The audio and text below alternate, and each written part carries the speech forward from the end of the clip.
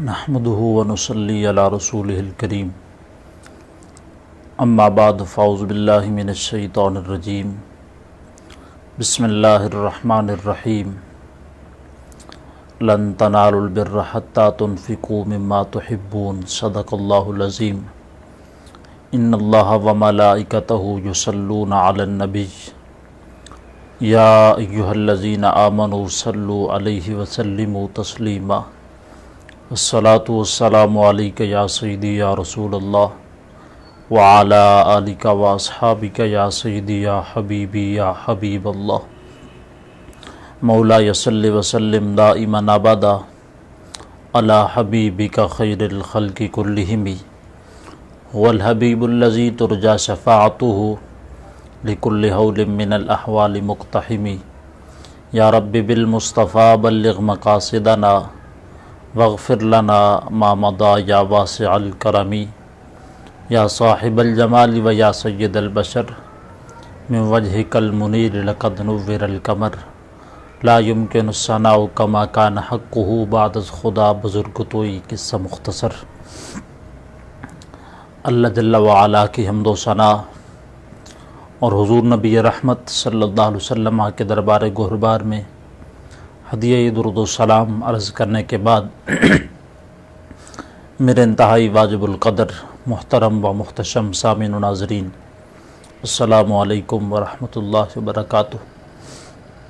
آج ایک مرتبہ پھر فہم شریعت کے عنوان سے پروگرام کے اندر شرکت کا موقع مل رہا ہے، جس کا عنوان ہے مسائل قربانی۔ دعا فرمائیں اللہ رب العزت مجھے حق کہنے کی، آپ کو حق سمجھنے کی اور پھر عمل کرنے کی توفیق نصیب فرمائیں۔ محترم و محتشم سامعین، قرآن پاک کی آیت مجیدہ کا مختصر سا حصہ تلاوت کیا ہے، جس کے اندر اللہ رب العزت ارشاد فرماتا ہے لن تنالوا البر حتى تنفقوا مما تحبون۔ ہرگز نیکی نہیں ہے یہاں تک کہ تم اپنی محبوب ترین چیز اللہ کے راستے میں خرچ کرو۔ لن تنالوا البر حتى تنفقوا مما تحبون، کہ تمہیں جو انتہائی محبوب چیز ہے اس کو اللہ کے راستے میں خرچ کرو تو یہ نیکی ہے۔ قربانی کے مسائل کے لحاظ سے آج گفتگو ہے۔ قربانی کے مسائل کے لحاظ سے پہلی بات جو میں آپ کے سامنے رکھنا چاہتا ہوں کہ قربانی کی تعریف کل ہم نے کر دی، آگے قربانی کی شرائط کیا ہے، قربانی کا نصاب کیا ہے، قربانی کس کس پہ واجب ہوتی ہے، اور اس کے علاوہ جو قربانی کے لحاظ سے اہم ترین مسائل ہیں اس کے حوالہ سے چند معروضات میں عرض کروں گا۔ ابتداً یہ بات سماعت کر لیں کہ قربانی کن افراد پہ واجب ہوتی ہے۔ قربانی کے وجوب کے لیے 4 چیزوں کا ہونا ضروری ہے۔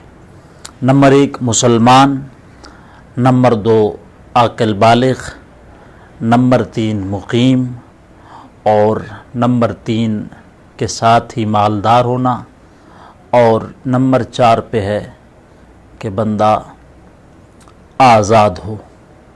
یہ 4 بنیادی شرائط ہیں۔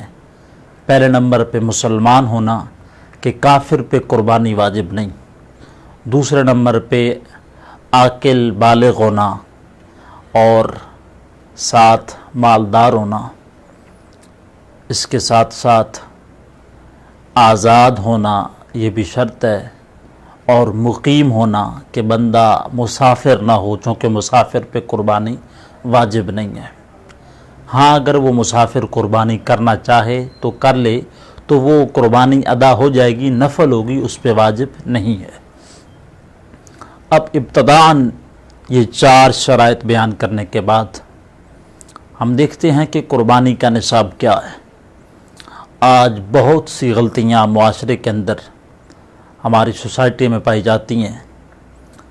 بہت سے لوگ اس اہم ترین موقع پہ بہت سی غلطیاں کر جاتے ہیں کہ قربانی کا نصاب بن رہا ہوتا ہے تو قربانی کی نہیں جاتی، یا اہل خانہ کے تمام افراد پر قربانی واجب ہو رہی ہوتی ہے شرعاً، لیکن ان میں سے ایک کرتا ہے اور باقی اس میں شامل نہیں ہوتے۔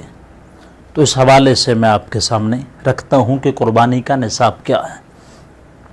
قربانی کا نصاب بدائع الصنائع کے اندر جو ہے، بہار شریعت کے اندر ہے، فتاوی شامی کے اندر ہے کہ کم از کم انسان کے پاس 200 درہم موجود ہو، یا 52.5 تولے چاندی، 7.5 تولے سونا، یا 20 دینار، چونکہ دینار اس وقت سونے کے سکے ہوا کرتے تھے، تو فرمایا کہ 20 دینار، 200 درہم، 52.5 تولے چاندی، 7.5 تولے سونا، یا ان کے برابر قیمت، یا کوئی ایسا مال جو حاجت اصلیہ کے علاوہ ہو، تو اس بندے پہ قربانی واجب ہوتی ہے۔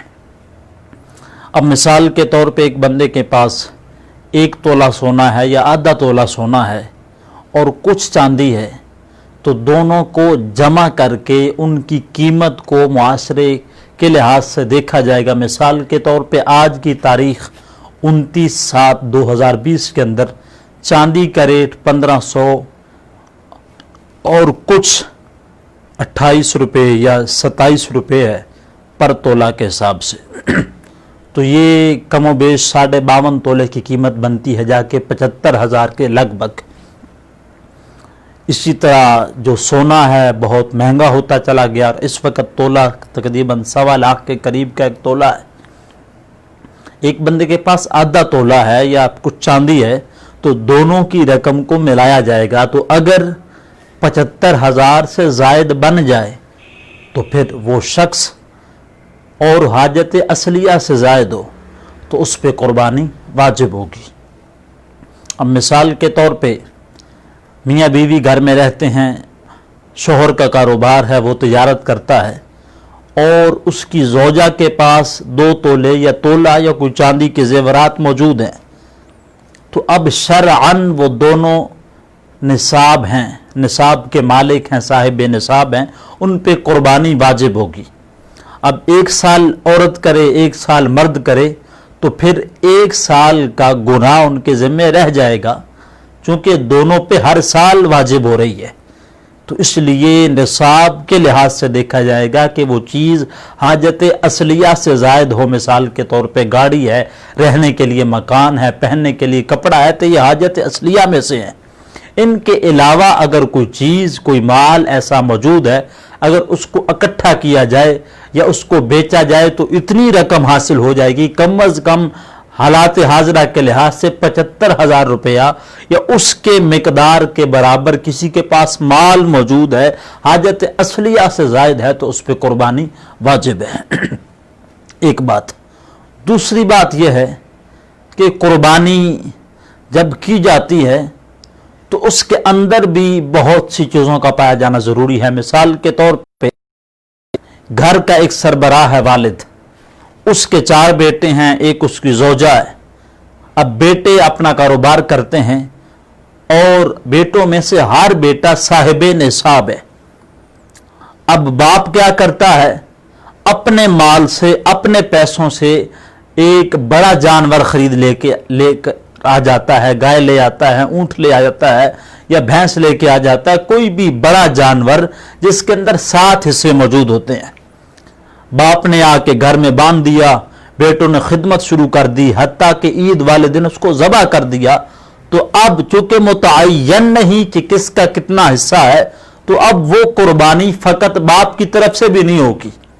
بیٹوں کا حصہ تو الگ رہا، وہ باپ کی طرف سے بھی قربانی نہیں ہوگی کہ جب حصے معین نہیں ہیں، 7 حصے ہیں، ان کا تعین کرے، ایک فلاں کا حصہ ہے، ایک فلاں کا حصہ ہے، ایک فلاں کا حصہ ہے۔ اگر حصوں کا تعین نہیں ہوگا تو قربانی رائے گاہ چلی جائے گی اور وہ گوشت صدقے کے اندر تقسیم کر دیا جائے گا۔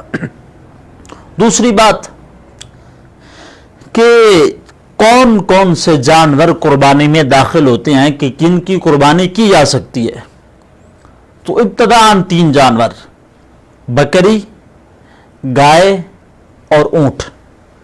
اب بکری کی آگے اقسام ہیں، اس کے اندر بھیڑ بھی داخل ہے، دمبا بھی داخل ہے، بکرا بھی داخل ہے. اب اس کے اندر نر اور مادہ دونوں داخل ہیں، خصی اور غیر خصی دونوں داخل ہیں. اسی طرح گائے کے لحاظ سے گائے کی مختلف اقسام ہے، اور گائے کی اقسام میں بھینس بھی داخل ہے، بھینسا بھی داخل ہے، بچڑا بھی داخل ہے. تو یہ گائے کی اقسام میں ہے. اسی طرح اونٹ ہے، اونٹنی ہے. تو ان 3 قسم کے جانوروں کے اور 7 ان کے تحت جتنی جن سے داخل ہیں، اس جن سے تعلق رکھنے والی، تو وہ سب حلال ہیں، ان کی قربانی کی جائے گی. بکری ہو، بکرا ہو یا بھیڑ ہو، تو ان کے لیے کم از کم عمر کا 1 سال گزر جانا ضروری ہے کہ ان کی عمر بوقت قربانی 1 سال مکمل ہو چکی ہو. اگر 1 سال سے 1 دن بھی کم ہوا تو وہ قربانی کے لیے قابل تصور نہیں ہوگا، قربانی مقبول نہیں کہلائے گی. اسی طرح گائے ہے، بھینس ہے، بچڑا ہے، بیل ہے، تو ان کے لیے 2 سال کی عمر کا ہونا ضروری ہے. یہ ان کی عمر شرط ہے. اگر 1 دن بھی کم ہوگی تو پھر ذبح تو ہو جائے گی اللہ کے نام کے ساتھ، لیکن وہ قربانی نہیں کہلائے گی، وہ صدقے کا گوشت بن جائے گا اور سارے کا سارا تقسیم کرنا ضروری ہوگا. اسی طرح اونٹ ہے تو اس کے لیے کم از کم 5 سال کی عمر کا ہونا ضروری ہے. اگر 5 سال سے کم ہوا تو پھر وہ قربانی نہیں کہلائے گی، وہ صدقے کا گوشت بن جائے گا اور سارے کا سارا تقسیم کرنا لازم ہو جائے گا. تو یہ ایک ضروری مسئلہ ہے. اب ذرا اس طرف چلتے ہیں کہ قربانی جب کی جاتی ہے تو قربانی کرنے کے لحاظ سے بہت سی غلطیاں ہو جاتی ہیں کہ قربانی تو کی جا رہی ہوتی ہے، لیکن قربانی کرتے وقت جانور بڑا خریدا گیا تو اس کے اندر جو شریک دار ہیں، اگر بڑا جانور ہے اس کے اندر 7 حصے ہیں. اب 7 حصوں میں ایک بندہ ایسا ہے کہ جس کا مقصد رضا الہی نہیں، فقط گوشت حاصل کرنا ہے کہ مجھے گوشت مل جائے گا. تو اب جب وہ گوشت کی نیت سے اس جانور میں شریک ہوا تو اب ان 6 قسم کے جو 7 اس کے بندے شامل ہے، 7واں حصہ اس کا ہے جس کی نیت یہ ہے کہ مجھے گوشت ملے گا، اور 6 وہ ہیں کہ جن کی نیت قربانی کی ہے.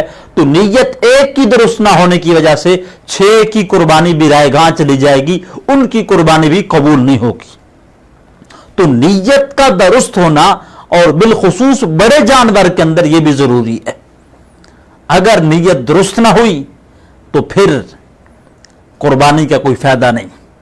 اب قربانی کے اوقات ہیں، جانوروں کا ذکر کر دیا، اوقات یعنی کہ 10 ذو الحج شریف کو طلوع آفتاب کے بعد اور شہر کے اندر نماز عید ادا کرنے کے بعد، دیہات کے اندر جہاں ایسا دیہات جہاں پہ فی زمانہ بھی عید الاضحیٰ کی نماز نہیں ہو رہی، حالانکہ اس وقت بہت مشکل ہے، بہت کم علاقے ایسے ہیں جہاں پہ عید الاضحیٰ کی نماز نہ پڑھی جا رہی ہو، تو فقہاء نے لکھا کہ ایسا علاقہ، ایسا دیہات جس کے اندر نماز عید الاضحیٰ ادا نہیں کی جاتی، تو وہاں پہ طلوع آفتاب کے بعد، سورج کے نکلنے کے بعد قربانی کی جا سکتی ہے 10 ذی الحج شریف کو، پھر آگے 11 کو، 12 کو بھی. اب قربانی کے اوقات ہیں. قربانی کے اوقات کیا ہیں؟ 3 دن اور 2 راتیں ہیں، یعنی کہ 10، 11 اور 12 ذی الحج شریف، یہ 3 دن ہیں اور 2 راتیں ہیں. ان کے اندر قربانی کی جا سکتی ہے. افضل دن پہلا ہے، پھر دوسرا ہے، پھر تیسرا ہے. اب ان اوقات کے اندر یعنی کہ 10 ذی الحج شریف کو نماز عید الاضحیٰ ادا کرنے کے بعد سے لے کر 12 ذی الحج شریف کی غروب آفتاب سے پہلے پہلے جب بھی قربانی کی جائے گی اللہ کی رضا کے لیے تو وہ قربانی ہی کہلائے گی. اب قربانی کے لیے نصاب کا ہونا بھی شرط ہے، تو اس کے لیے سال کا گزرنا شرط نہیں. مثال کے طور پہ ایک بندہ ہے، فقیر سے ہے، غریب ہے، اس کے پاس مال نہیں، وہ صاحب نصاب نہیں، عید والے دن یعنی کہ عید والے دن اس کو پیسہ مل گیا، مال مل گیا، اس کا کسی لحاظ سے وہ بندہ صاحب نصاب بن گیا تو اس پہ قربانی واجب ہو جائے گی. اس پہ سال کا گزرنا شرط نہیں ہے. دوسری بات کہ قربانی کے اوقات کا خیال کرنا کہ قربانی کس انداز میں کی جا سکتی ہے، کتنے اوقات میں کی جا سکتی ہے، تو وہ بیان کر دیا کہ 3 دن اور 2 راتیں ہیں۔ لیکن فقہاء نے لکھا کہ رات کے وقت قربانی کرنا مکروہ ہے۔ اب یہ بھی ایک غور طلب بات ہے کہ اگر کوئی رات کو قربانی کر لیتا ہے، مکروہ اس وجہ سے لکھا کہ اس زمانے کے اندر انسان کے پاس روشنی کا سامان نہیں تھا رات کے وقت، تو کہیں جانور کو زیادہ اذیت نہ ہو جائے، اس وجہ سے مکروہ کہا گیا۔ اب بھی اگر کوئی بندہ رات کو قربانی کر لیتا ہے تو وہ مکروہ کہلائے گی۔ کیا مطلب؟ نہ جانور مکروہ ہوگا، نہ گوشت مکروہ ہوگا، بلکہ قربانی کرنے والے کا عمل مکروہ ہوگا۔ گوشت بھی پاک ہوگا، قربانی بھی ہو جائے گی، لیکن اس کا عمل یہ مکروہ ہوگا کہ جو رات کے وقت جانور کو ذبح کرے گا۔ اب شریعت مطہرہ نے جو اصول بیان فرمائے، ہم سب کی نجات اسی میں ہے۔ اگر کوئی بندہ شریعت کی مخالفت کرتا ہے تو اس کے لیے نقصان ہوتا ہے۔ میں مثال آپ کے سامنے رکھتا ہوں۔ مثال کے طور پہ صاحب نصاب بندہ ہے، اس پہ قربانی واجب ہے۔ اب اس نے جانور خریدا، جانور خریدنے کے بعد اس کو گھر میں رکھا۔ اب اس کی مختلف صورتیں بن سکتی ہیں، یا تو وہ جانور ہلاک ہو گیا، قربانی کے دن سے آنے سے پہلے وہ ہلاک ہو گیا، مر گیا، یا وہ چوری ہو گیا۔ تو اب جو صاحب نصاب بندہ ہے جس پہ قربانی واجب تھی، شریعت مطہرہ کہتی ہے کہ اب وہ نیا جانور خرید کر پھر اس کو اللہ کی راہ میں قربان کرے، جو صاحب نصاب بندہ۔ اب دوسری طرف فقیر ہے، اس کے پاس مال نہیں ہے، لیکن اس کا جی چاہتا ہے کہ میں بھی قربانی کروں، وہ بھی جانور خرید لیتا ہے۔ اب اس پہ قربانی واجب نہیں ہے، لیکن اس نے خرید لیا تو اب واجب ہو گئی۔ اب معاملہ دونوں کا سیم ہے۔ اب غریب نے جانور خریدا، اس کا جانور یا تو قربانی سے پہلے مر گیا یا چوری ہو گیا۔ اگر مر گیا تو اب اس پہ قربانی ساکت ہے، اب اس کے لیے یہ حکم نہیں ہے کہ یہ نیا جانور خریدے گا۔ لیکن آگے مسئلہ بڑا گمبھیر ہے۔ اب اگر جانور گم گیا تھا، کہیں چوری ہو گیا تھا، کہیں چلا گیا تھا، واپس مل گیا، اور جو غنی بندہ ہے اس نے نیا جانور بھی خرید لیا، اور جو فقیر تھا اس نے بھی نیا جانور خرید لیا، کہ اگر جانور گم ہو گیا، اب شریعت کہتی ہے کہ جو جانور گما تھا، جو امیر بندے کا تھا، صاحب نصاب کا تھا، وہ بھی مل گیا، جو فقیر کا گم ہوا تھا وہ بھی مل گیا۔ اب یہاں پہ حکم الگ ہوگا۔ جو امیر بندہ ہے، جو صاحب نصاب بندہ ہے، شریعت اس کو کہتی ہے اب دونوں جانوروں میں سے جو جانور تجھے پسند ہے اللہ کی بارگاہ میں قربان کر دے، اس کی قربانی کر دے، دونوں میں سے ایک۔ اور جس پہ قربانی واجب نہیں تھی اس نے خود جانور خرید کر اپنے اوپر واجب کی، اور وہ جانور گم ہو گیا، اب قربانی ساکت ہو گئی۔ اس نے نیا خرید لیا تو اب نئے جانور پہ پھر قربانی واجب ہو گئی۔ اب جو گم ہوا تھا وہ بھی مل گیا۔ تو اب شریعت یہ کہتی ہے کہ غریب بندہ ہے، اس نے دوسرا جانور بھی خرید لیا تو اب پہلے والا بھی مل گیا، تو شریعت کہتی ہے کہ اب یہ دونوں جانور کوئی قربانی کرے گا، دونوں کی قربانی اس پہ لازم ہوگی۔ اب بظاہر عقل کے لحاظ سے سوچا جائے تو بات سمجھ میں نہیں آتی کہ غریب بندہ ہے، اس کو حکم دیا جا رہا دو کرے، تو اس کا مطلب یہ ہے جو شریعت بتائے بندہ اسی پہ عمل کرے تو فائدہ ہے۔ اگر شریعت سے بغاوت کرے گا پھر نقصان یہ ہے۔ اب صاحب نصاب بندہ ہے، اس کا جانور مل جائے تو اس کو اجازت ہے وہ دونوں میں سے ایک قربان کرے، لیکن جو غریب بندہ ہے اس کے لیے حکم ہے دونوں کرے۔ کیوں؟ اس نے پہلا جانور خریدا تو اس پہ قربانی واجب ہو گئی، دوسرا خرید لیا پہلے کے گم ہونے کی وجہ سے، اب اس پہ بھی قربانی واجب ہو گئی، تو اب دونوں کو اللہ کی بارگاہ میں قربان کرنا اس پہ لازم آئے گا۔ اگر دونوں نہیں کرے گا تو پھر وہ گناہگار ٹھہرے گا۔ اسی طرح ایک اور مسئلہ جو حالات حاضرہ کے لحاظ سے بہت زیادہ عوام میں غلط مشہور ہو چکا ہے کہ یکم ذی الحج سے لے کے 10 ذی الحج شریف تک جس نے قربانی کرنی ہے وہ تو ناخن کاٹ سکتا ہے، نہ خط بنوا سکتا ہے، نہ مونچھیں کروا سکتا ہے، نہ زیر ناف بالوں کی صفائی کر سکتا ہے۔ تو یہ ایک بڑا نازک سا مسئلہ ہے کہ اس کو بڑا ضروری سمجھا جا رہا ہے کہ جس نے قربانی کرنی ہے وہ یہ عمل اس پہ لازم ہے کہ یکم سے لے کے 10 تک وہ ناخن نہیں کاٹے گا، اپنے بال نہیں کٹوائے گا، داڑھی کا خط نہیں بنوائے گا اور اپنے بدن کی صفائی نہیں کرے گا۔ تو احباب ذی وقار محترم سامعین، یہ مسئلہ آپ ذہن میں رکھ لیں کہ یہ عمل مستحب ہے، واجب فرض نہیں ہے، مستحب عمل ہے۔ اگر زیر ناف بال بڑھ جائیں جن کی ایک حد ہے شریعت کے اندر، اس سے آگے بڑھ جائیں تو حرام ہے، پھر آگے نمازوں کا مسئلہ ہے۔ تو ایک مستحب عمل پہ عمل کرتے رہنا اور آگے بندہ حرام کا ارتکاب کرتا جائے تو یہ کہاں کی شریعت ہے؟ تو خدارا یہ مسئلہ نہیں ہے، مستحب عمل ہے۔ ایک بندہ ہے، غریب سا بندہ ہے، اس کی تمنا ہے کہ میں قربانی تو نہیں کر سکتا، تو اب اگر وہ یکم سے لے کے 10 تک ناخن نہیں کاٹتا، بال نہیں کٹواتا، اپنے بدن کی صفائی نہیں کرتا، تو وہ اس لیے ہے تاکہ اگر وہ عید والے دن عید کے بعد کرے گا اس کو قربانی کا ثواب مل جائے گا۔ اس کے لیے الگ مسئلہ ہے۔ جس نے قربانی کرنی ہے وہ اپنے اوپر لازم سمجھے بیٹھا ہے فی زمانہ کہ میں ناخن نہیں کاٹ سکتا، بال نہیں کٹوا سکتا، اپنے بدن کی صفائی نہیں کر سکتا، تو احباب یہ غلط مسئلہ ہے، عوام میں مشہور ہو چکا ہے۔ ایسی کوئی بات نہیں، ایک مستحب عمل ہے، اگر بندہ کر لے گا تو ثواب ہوگا، اگر نہیں کرے گا تو گناہگار نہیں ہوگا۔ اسی کے لحاظ سے ایک ملتا جلتا ہوا مسئلہ جو اس وقت فیس بک کے بہت بڑے جو مفتی بنے بیٹھے ہیں، ہر بندہ فتویٰ دے رہا ہے فیس بک پہ ہی، حالات حاضرہ کے لحاظ سے۔ ایک زمانہ تھا فتویٰ دینے والے کی قدر ہوتی تھی کہ اگر کوئی فتوے کا نام سنتا تو وہ ایک لرز جاتا کہ بہت بڑا ایک علمی محاذ ہے۔ اب ہر بندہ فتویٰ دینے بیٹھ گیا ہے۔ اب حالات حاضرہ کے لحاظ سے جو کرونا کی وجہ سے صورتحال ہے اور حج پہ بھی افراد نہیں جا سکے، تو بہت سے لوگ یہ کہتے ہیں کہ جتنا پیسہ حج پہ لگانا تھا وہ غریبوں میں تقسیم کر دو، قربانیاں نہ کرو، قربانی کا پیسہ غریبوں کو دے دو، ان کے کاروبار نہیں چل رہے، ان کے گھر میں کھانا نہیں بن رہا، تو قربانی نہ کرو اور یہ پیسہ ان کی مدد میں خرچ کرو۔